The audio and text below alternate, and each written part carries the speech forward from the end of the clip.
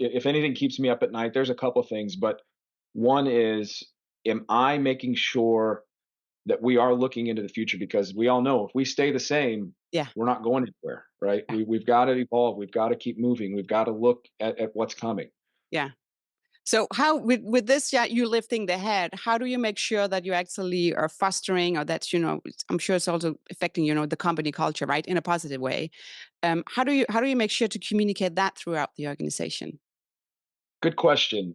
The articles that I read, that the people that I speak to, if I pull out the tidbits that would be my takeaways, Yeah. and oftentimes I will share that with our management team. Yeah. Hey, here's what the industry is telling us is coming. Here's what the industry is telling us we're seeing. Does that align with what we are seeing from our metrics? Yeah. Should we be prepared for something? So again, the items that I learn, the large ticket takeaways that I have, I try to communicate that and Yeah. have conversations with some of my team.